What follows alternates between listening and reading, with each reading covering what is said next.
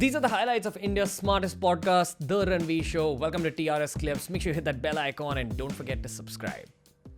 Again, for that Gen Z kid who is probably 20, 21 years old now, has 10,000 rupees, wants to get into the stock market, how would you go about it? I'm even asking you in terms of how would you learn those first few skills? And then how would you actually apply it in the stock market at your age now? You're in your early 40s now. And I'm sure you're very different from how you were at 19, 20. And I'm also sure you've learned from your mistakes. Yeah, of course. What are the mistakes you want to talk about? What is the strategy you want to talk about to a 21-year-old in 2021? Okay. So first thing first, we have to understand we are here in this market to make a 50-year career. So we are 21 and we will be there in the market till the age of say 70. That means we have 50 years. So we should not be in a hurry. Yeah. You don't want to make quick bucks in 4 to 5 months. Stock market is not a video game where we aspire to make quick bucks.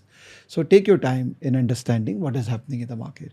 Secondly, because your capital base is small, don't expect fireworks. Don't expect that you'll make 10 lakh in couple of months or years just with 10,000 rupees. So you have to increase that capital allocation from 10,000 to 20,000, 25,000, 40,000. As in, take small risks. Try making a profit of 1,000 rupees, 1,000 Correct. Build it up to 20. Correct. Once you're at 20, make profits of maybe 1,200. Correct. Build it up to 30. And then gradually keep increasing with how much money you're playing. Correct. So there will be two things. One is you make money out of the capital which you have, and at the same time you're gaining confidence because market really values experience and confidence. So once you are doing that, your ability to deploy more capital goes up. So if you started with 10,000 and suppose you made 2,000 out of it, 12,000 you made, 2,000 may be a very small number because now everyone has a very flamboyant lifestyle. So for us, 2,000 will be like only one dinner. But you don't understand the power of this 2,000 make money to your confidence. So after a point of time, maybe after 1 quarter or 2 quarter, you may actually think of allocating more capital. So from 10,000, you then go to 20,000 further, then 50,000 further. So that at some point of time, you can actually tell your near and dear ones that why don't you give me your capital? I've learned this art of managing it well and I'll manage it for you. Stock market from the outside seems exactly like this. That do not focus on flamboyance at the start because you're seeing people your age on social media making a lot of money. That's a whole different world. That's a whole different skill set. Also, the other kind of psychological and life point I'd like to highlight here is everyone has a different timeline to their storyline. So for young college kids, stop comparing yourselves to people your age who are probably social media stars. They have a different timeline. But if you play well in the stock market, you might have a career at 30 when that person won't. And your career might go on till 70 when that person would have long been gone. So perceive your own game like that. And to do that, work on your temperament a lot more than just flamboyance at the start. Correct. Absolutely. Bang on. So, but specifically with those 10,000 rupees, what would you say? Do you spend some money on a course? Do you go to a mentor? What would you do if you had 10,000 rupees in your hand? See, there are a lot of good content creators who are giving their best content online these days. I mean, I also record a lot of content in my YouTube channel.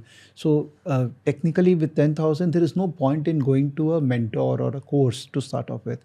It's good to go through all the free content, where I find out the right source of free content and go through it and start deploying this 10,000 rupees, not in one go. The market is the biggest mentor. Until as you swim, you will not learn swimming. I can teach you from behind the door, but so best way to start is deploy in in a mutual fund. Start with it, 500 rupees in a mutual fund. You will feel good about that process of deploying that 500 rupees, and then look at that mutual fund where you have invested. Look at the stocks where the mutual fund has invested. All the informations are available in multiple public products these days. And when you look at those stocks, you start questioning yourself that, oh, what is this company into? Is this company is into X industry, Y industry? So imagine a mutual fund where you have invested 500 rupees only, and they have invested in 50 stocks. With 500 rupees, you get an opportunity to know about 50 stocks.